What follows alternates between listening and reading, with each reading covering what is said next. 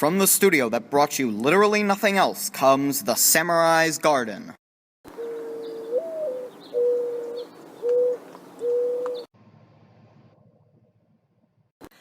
movie with so many gardens, you won't even notice the samurai. Because there are none. Meet Steven, a 14-year-old Chinese guy who's supposed to be 20. Hello, Steven.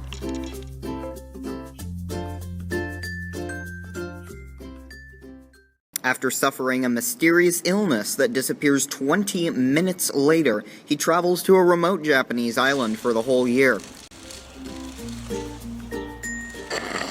They really didn't want to change that. On the island, he meets Matsu, a mentor/manservant who traded his vocabulary for cooking skills.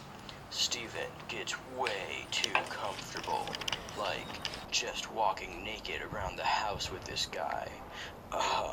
Creepy. But the creepy doesn't stop there on this island. Meet Sachi, a leper Steven falls in love with, despite her being twice his age and basically his mom. Oedipus complex, anyone? But Steven doesn't stop there with his romance. Meet Keiko, a wimpy little Japanese girl who talks a total of 68 times, yes, we counted, to Steven over their year-long relationship. And finally, meet gardens.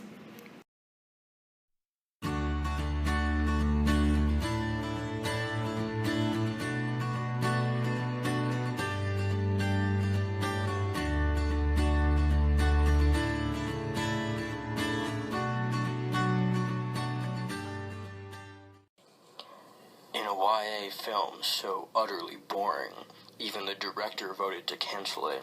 I mean, talk about a rushed ending. You'll be swept up in the cheesiest love story since Twilight, but it's still better than Twilight. Hold on to the edge of your seat, or else you'll fall off, because you're probably already asleep. Watch in suspense as Steven walks to the village. He walks to his house. Walks on the beach. Walks to Sachi's house. Walks to the train station. Walks around his house.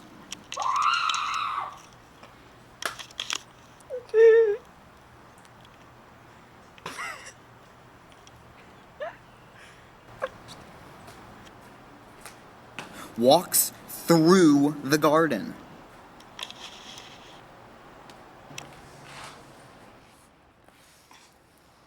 Walks through Sachi's garden.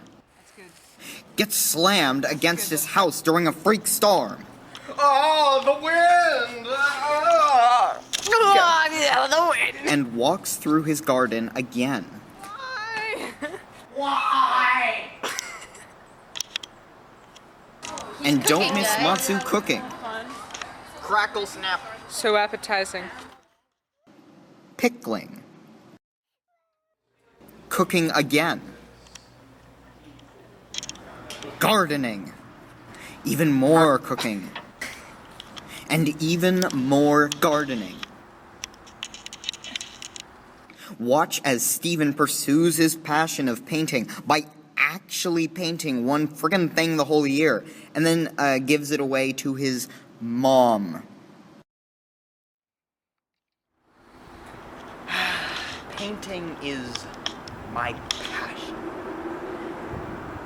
I just love to feel the movement of the brush on a piece of paper.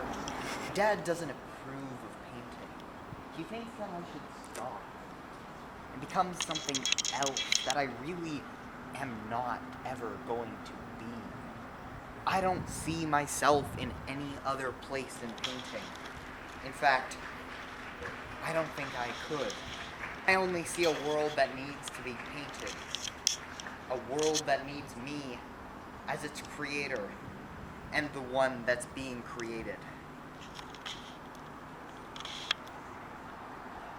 I wear these lenses as a metaphor. Not for who I am, but for what I am. And when I am.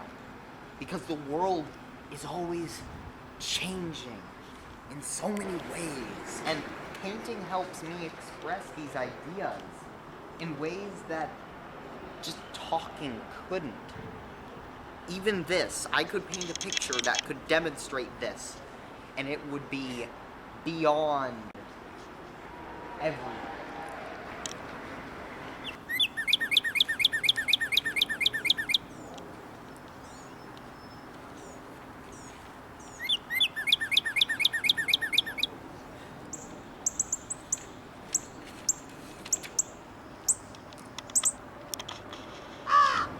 I am the shadow you can find behind the bread.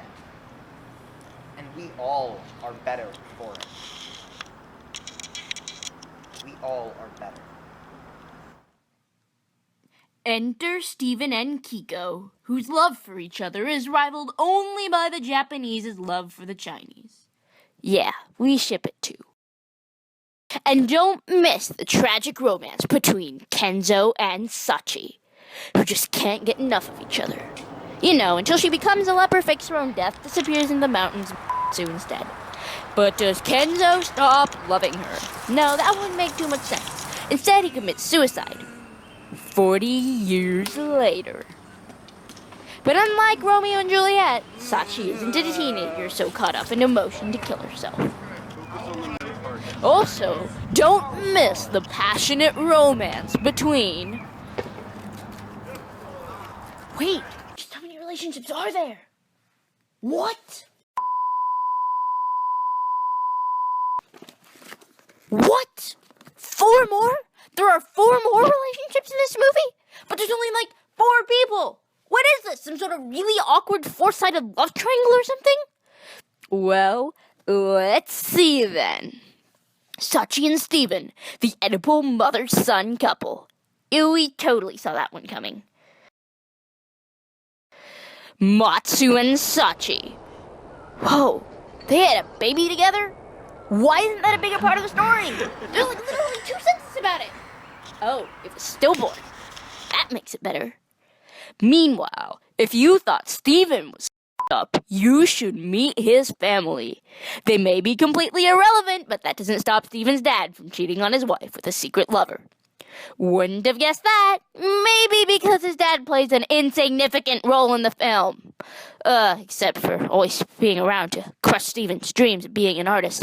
And we're not even going to mention the sexual tension between Matsu and his garden.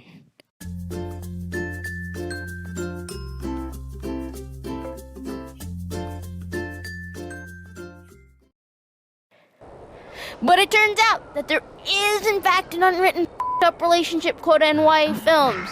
So, of course, you've got Matsu and Sachi, again, who have a nice, normal relationship. Or, you know, whatever passes for normal in this film. Starring Mommy, I'm Sick, Asian Obi-Wan, Seductive Mountain Troll, Low Budget Emma Stone,